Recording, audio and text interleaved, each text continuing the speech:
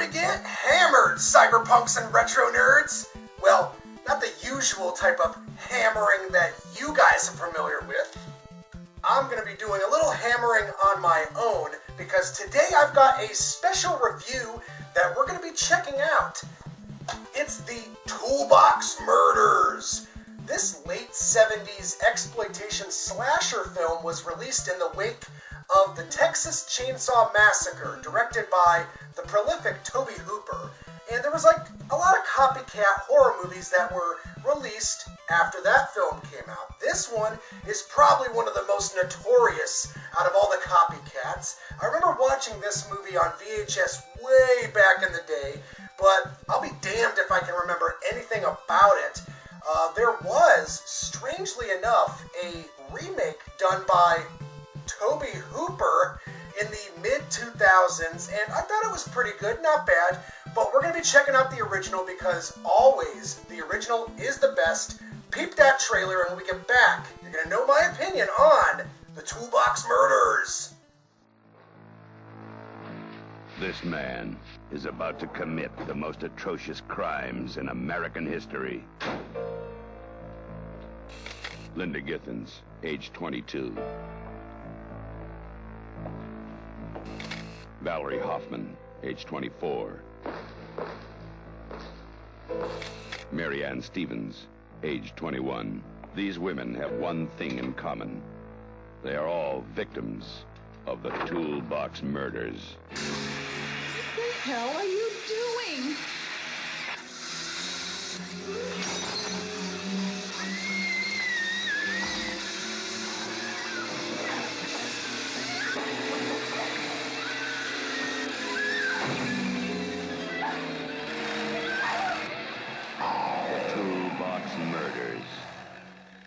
On July 23rd, 1977, a hooded killer terrorized a small suburb of Los Angeles, California.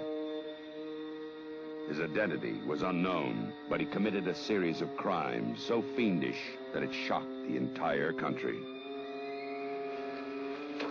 He struck with no warning. He preyed on innocent young women. In his hands, simple tools became the instruments of death.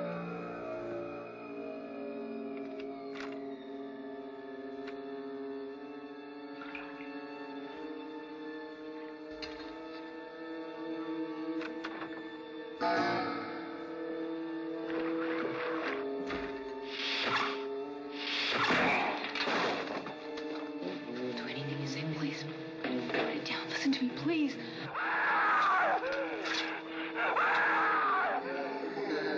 His victims died screaming, but for the one still alive, the worst was yet to come.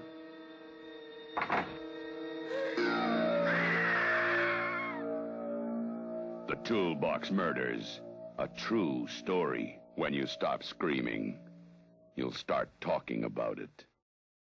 You know, guys, beneath the surface of this sleazy slimeball wannabe Jaleo slasher film beats the heart of true potential. It's just a shame that the movie doesn't really reach that potential.